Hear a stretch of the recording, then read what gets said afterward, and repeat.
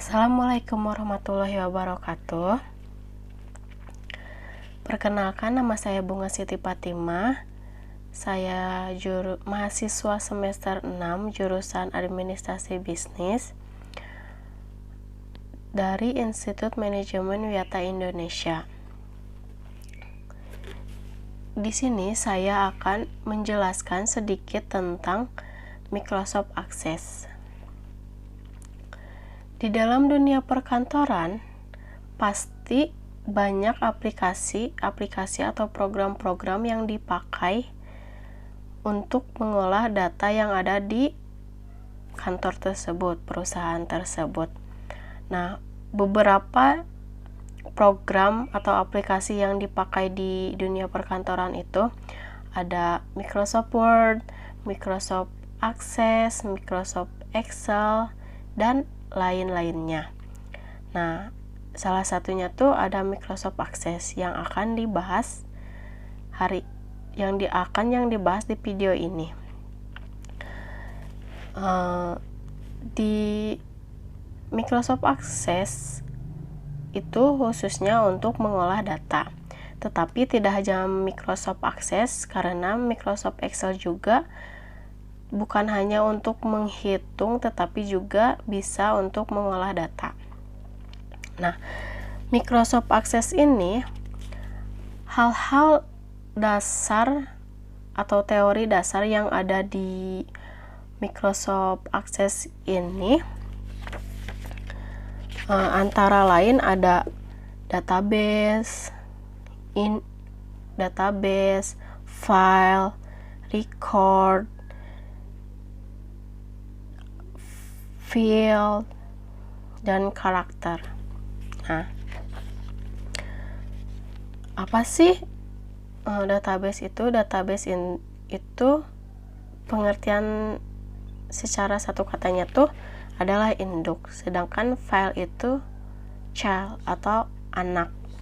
Nah, record ini adalah konten, field itu kolom, dan karakter itu sifat data. Sebelumnya, untuk lebih lanjut ke Microsoft Access itu, kalian harus mengetahui apa sih database itu. Nah, database ini adalah kumpulan data yang disimpan secara sistematis. Kumpulan data yang disimpan secara sistematis di dalam komputer yang dapat diolah menggunakan perangkat lunak seperti program atau aplikasi untuk menghasilkan sebuah informasi. Nah, database. Contohnya database mahasiswa. Berarti umumnya adalah file master dan file transaksi. Apa sih file master itu? Nah, file master itu adalah tabel yang berdiri sendiri mewakili entitas atau subjek seperti mahasiswa, dosen, dan mata kuliah, dan lain-lainnya. Sedangkan file transaksi itu file hasil kolaborasi dari tabel master seperti KRS. Misalkan file transaksi itu KRS dan file master itu mahasiswa. Nah, KRS ini memiliki NIM yang detailnya bila diambil dari tabel mahasiswa seperti di Excel. Di dalam sheet rekap hanya mengetahui nama, alamat, jurusan,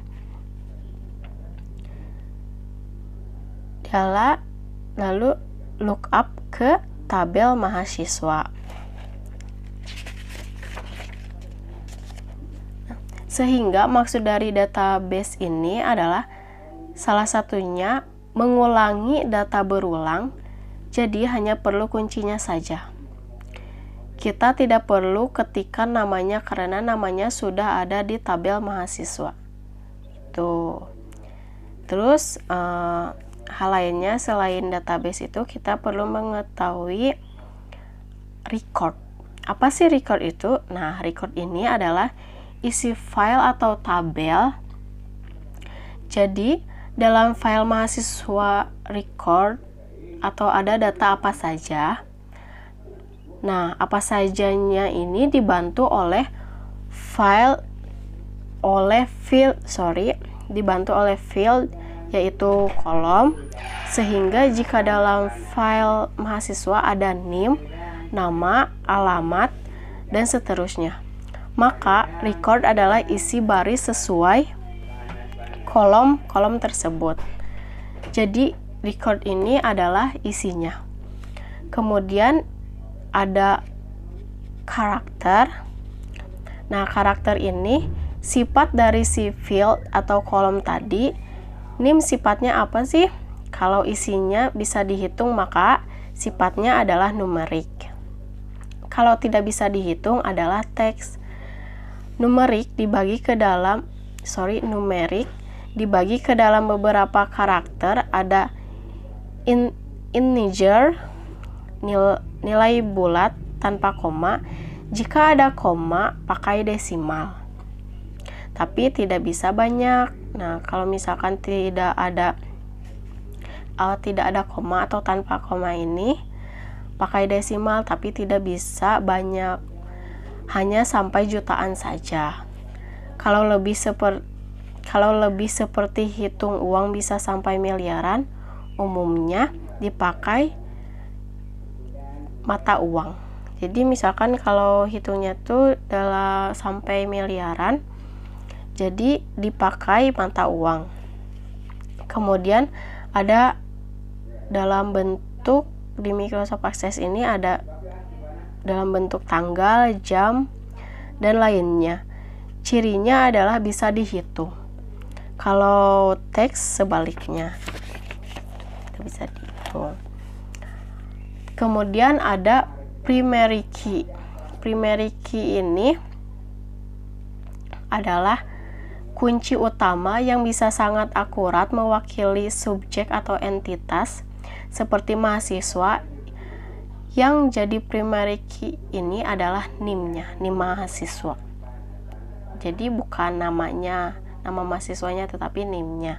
Karena nama bisa saja karena nama itu banyak kan orang tuh, jadi nama tuh bisa saja sama. Jadi tetapi NIM ini merupakan atau memiliki nilai unik yang tidak sama antara record satu dengan record lainnya, sehingga hukumnya itu untuk di tabel master maka wajib ada primary key. Jadi primary key ini wajib gitu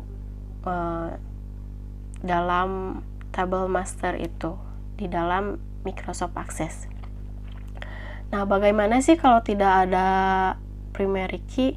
Kalau tidak ada yang bisa dipakai atau yang dijadikan primary key itu misalkan jika mahasiswa ada NIM kan, primary key-nya tuh NIM, dosen ada NIDN, karyawan ada NIK, barang ada NIK. Nah, kalau daftar calon pegawai yang belum jadi pegawai itu kan belum ada NIK. Jadi bagaimana sih primary key-nya? Nah, karena tidak ada nomor induk atau NIK-nya, maka biasanya dibuat kolom ID atau nomor yang memiliki nilai unik. Bisa random atau biasanya menggunakan auto number untuk memudahkan. Jadi kalau misalkan tidak ada primary key itu, kita harus membuat nomor yang unik, bisa itu random maupun auto number. Nah, itu merupakan, jadi tadi itu adalah hal-hal dasar yang harus dipahami terlebih dahulu sebelum menggunakan Microsoft Access. Jadi Microsoft Access itu untuk mengolah data yang datanya itu berasal dari database.